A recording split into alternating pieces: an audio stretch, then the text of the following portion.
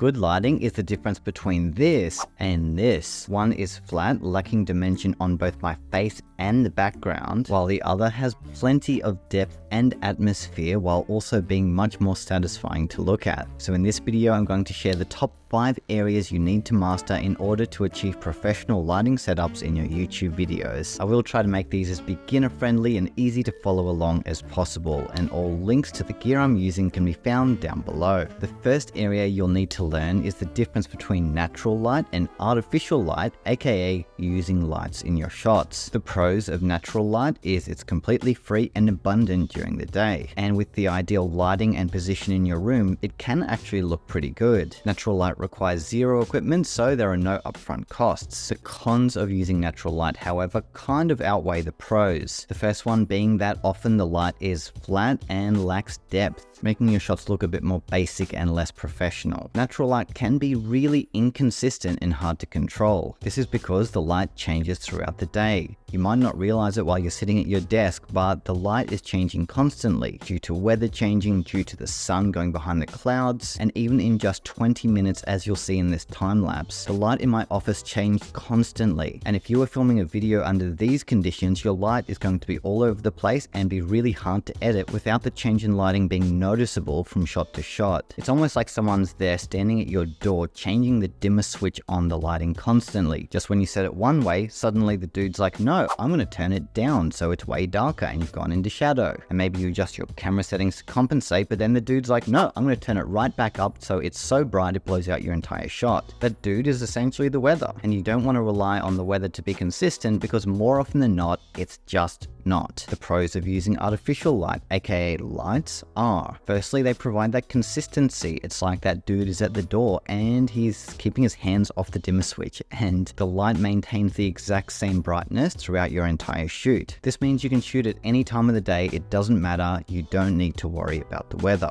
If you have a dimmable light, you can control the level of brightness very easily, and with some lights you can also control the color and color temperature, which are added bonuses to get a more specific look. The cons of using lights are obviously you need to invest in the equipment, so there's an upfront cost. For an ideal setup like this one, you may need multiple light sources, and lights can sometimes look too artificial if not set up correctly, but that's what this video is for. So my recommendation would be, if you're not happy with the natural light coming in through the windows, the first step would be closing all the blinds or curtains so you can maintain 100% control of your lighting. Then start with just one light so you can have control of your main light source. It doesn't need to be expensive if you don't want it to be. Here I'm using a $40 softbox I bought on Amazon. But of course, the more you invest, generally the better a result you'll get. The second area you'll need to master is the intensity of light. This refers to how hard or soft it is, as well as how bright or dim it is. Hard lighting is basically a direct light source with no diffusion, and when that hits my face directly, it produces a really sharp and high contrast look, which is very stylized and dramatic and not really suitable for YouTube videos. Whereas if you get yourself a softbox like the one I'm using here, it will come with a diffusion that you place over the light in order to soften it. This will help remove the contrast and make the light more flattering, creating more of a smoother light gradient on your face. Then there's brightness. Unfortunately, a lot of the cheaper lights won't come with an inbuilt dimming ability, but what I've done here is purchased an Aperture Smart Globe, and this connects wirelessly to my phone, where I'm able to change the brightness and color of the light. So here in the app, I'm experimenting with what the perfect light level would be. I always like to go to the extremes, both bright and dark, and you can find the right brightness level by looking at your screen attached to your camera and using your gut instinct, or if your camera has an exposure meter, it will tell you when you hit 0, you've hit the right level of brightness. Now let's move on to a single light setup. If you're completely new to making videos and this is the first light you've ever owned, you can still achieve good looking lighting with just one single light. This is what's called the key light, and you want to position it roughly 45 degrees to the side, as well as being slightly above eye level so it lights up your face and eyes nicely. It's always good to play with these angles a bit, since every room is different and every light is different. I find in general for best results for YouTube videos, placing the light closer to my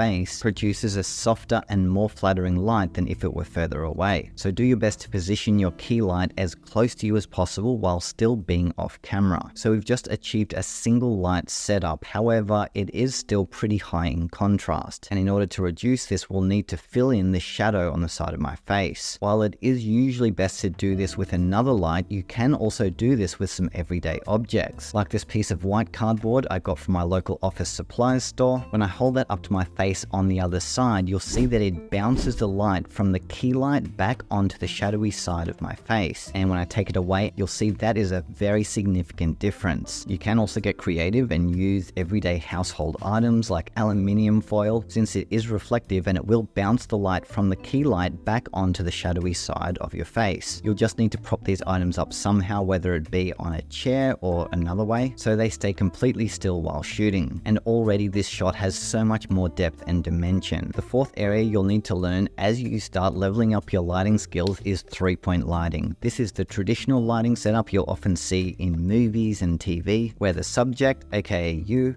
is lit from all around to create a three-dimensional look. While this setup is more advanced and requires more investment, it also has the potential to make your shots way more cinematic. And that setup starts with the key light. Here I'm using an aperture light and I've got it fixed in place on a light stand next to my desk, and I'm using a light dome with a honeycomb grid to help soften it out and make it look more flattering. This is also my highest intensity light, since you want all three sources to have different levels of light in order to create that depth. Then over here, I've got my fill light, and this is a tube light by Aperture, and this is doing the same thing as the white piece of cardboard in filling in the shadowy side of my face. Again, I've got that permanently set up here attached to my desk. Then finally, I've got a backlight at the back, and this is the same light that I was using before as the key light, and this helps light the back of my head so I stand out from the background, as well as the background so you can see the detail on the walls. As you can see, I also use it as set decoration, but you could easily hide it off camera by placing it down low or off to the side. If you use a tighter shot, you could just have it slightly to the left or slightly to the right. I will say that a backlight is optional, especially if you have enough depth in your shot already and you're finding that your head isn't blending into the background, then it should be fine. But if it is, then a backlight will save the day. The fifth area you'll need to master when it comes to lighting YouTube videos is color temperature. So in general, any kind of light is either warm or cool, and this is measured by the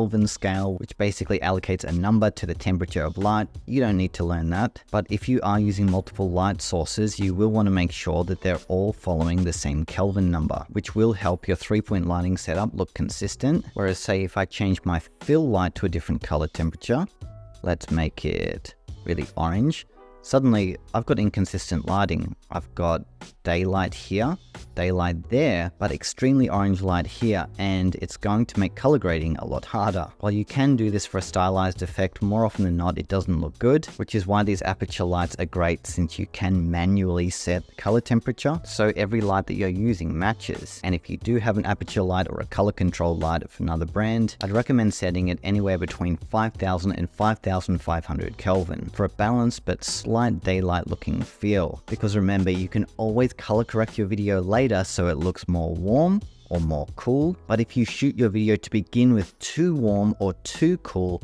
it makes it so much harder to fix that if you wanted a more neutral look. Hope you enjoyed the video. Let me know if you have any questions or any further tips you want to add about lighting YouTube videos. And while knowing how to light your videos is important, something potentially even more important is knowing how to speak confidently on camera. If you're an introvert like me, you've probably struggled with this, with ums and ahs and losing your train of thought. Well, in this video here, I'll share everything I've learned over the last nearly 10 years on YouTube and how I've gone from an introvert with low confidence to an extremely confident looking person on camera by following a few easy steps.